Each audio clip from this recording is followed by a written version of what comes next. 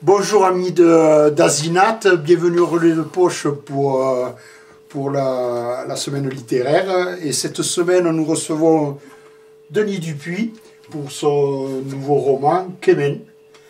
Donc c'est un roman, c'est aux éditions Léo Calzan, éditeur. Oui, ben voilà, jeune éditeur ariégeois. Bienvenue au relais de poche, Denis Dupuis.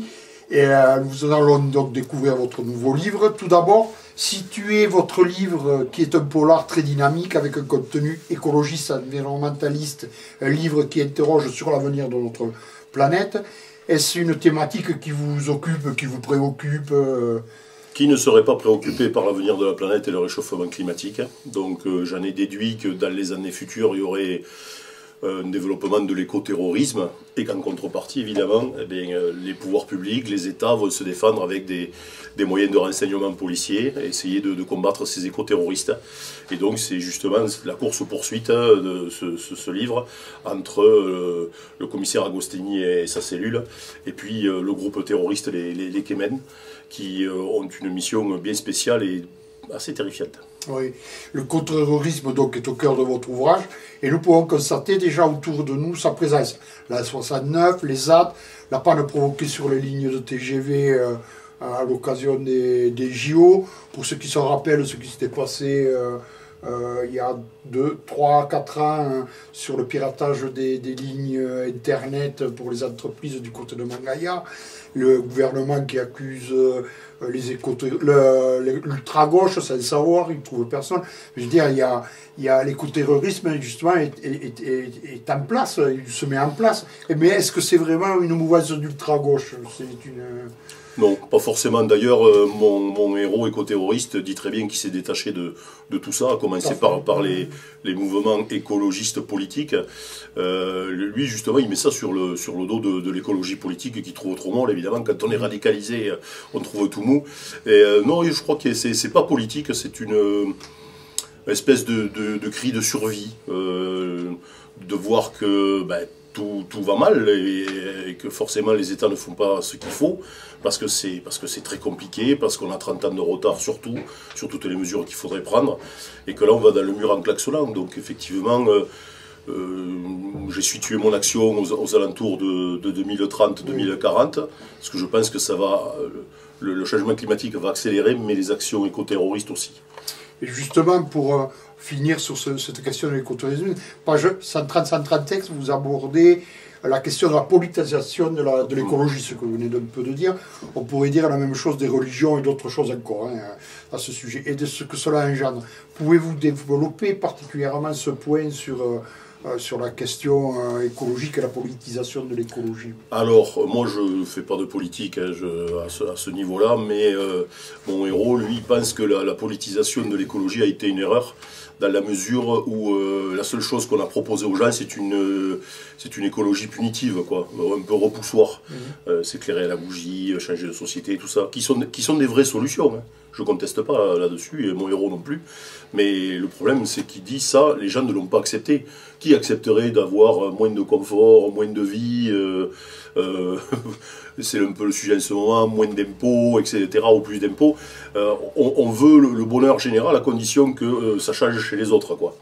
Et c'est ce qui fait que ça freine. Il n'y a pas que les États. Je pense que les peuples sont responsables des dirigeants qui mettent en place aussi. Enfin, certes, ceux qui ont la chance de pouvoir mettre en place les dirigeants, bien entendu. Mais je crois que le nœud du problème, il est là, c'est qu'on n'a pas trouvé, ou on ne veut pas les mettre en place, des solutions écologiques qui soient acceptables par tous.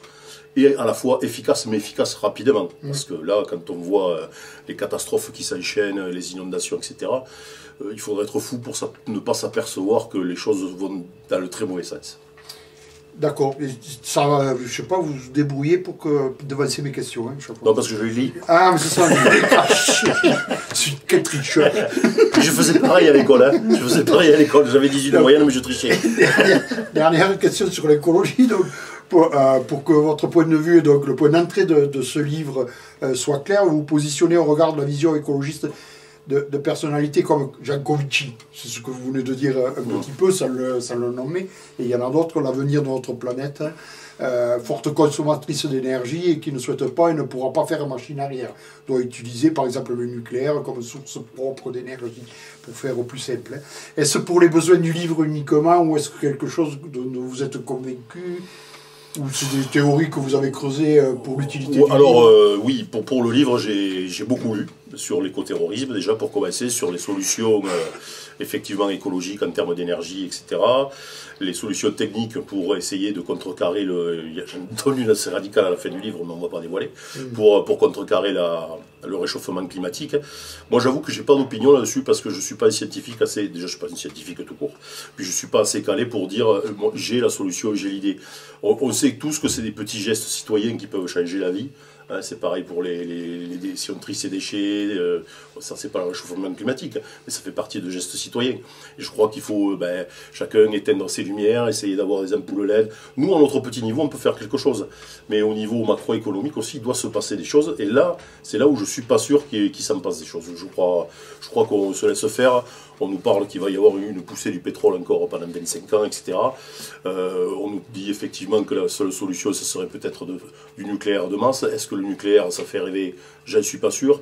Enfin, de toute façon, on est tellement au pied du mur, on est tellement dans des complications techniques, climatiques, etc., que je pense que si à un moment donné, alors je n'appelle pas à l'écoterrorisme parce qu'il n'y a rien de pire que le terrorisme, mais je pense qu'à un moment donné, il va y avoir soit quelque chose d'organisé, soit quelque chose de spontané, de populaire. Ça peut être le soulèvement d'un peuple qui voit petit à petit son pays envahir par la montée des eaux, des choses comme ça. Je pense qu'on va vers des choses extrêmes, mais pas dans 30 ans, dans 40 ans, dans 10-15 ans, je pense qu'il va y avoir des choses extrêmes. Alors je ne veux pas mettre le bourdon à tout le monde, etc.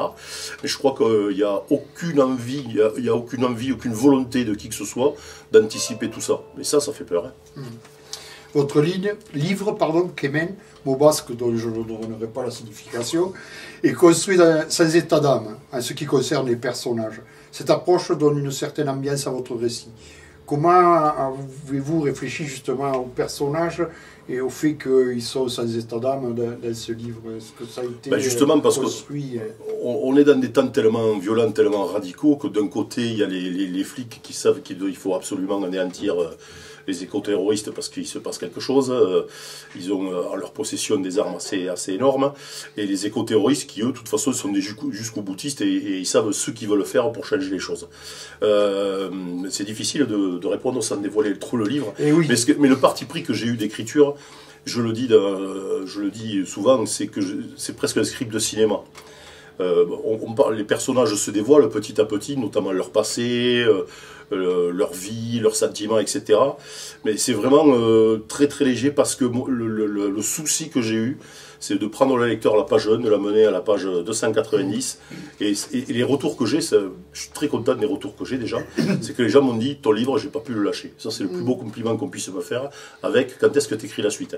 Bon, alors quand on connaît la suite, je vois pas trop comment je vais la faire. Ça va être un petit peu compliqué. Ou alors ça va ressembler à un truc de Revenant, ou je sais pas. On va voir ça. Mais ça, c'est des compliments. Et moi, ce que j'ai voulu, c'est pour employer un anglicisme, c'est un peu du easy reading, c'est-à-dire ça se lit facilement. Alors ceux qui aiment les grands romans bien écrits, la Stendhal et compagnie vont un peu pleurer. Mais moi j'ai voulu quelque chose, un écrit efficace et une action qui se lâche jamais, jamais, jamais, jamais. Et d'ailleurs mes premiers lecteurs, c'est-à-dire mon entourage qui petit à petit avait le roman écrit petit à petit, je leur donnais des pages, voir si ça allait, puis j'écrivais la suite.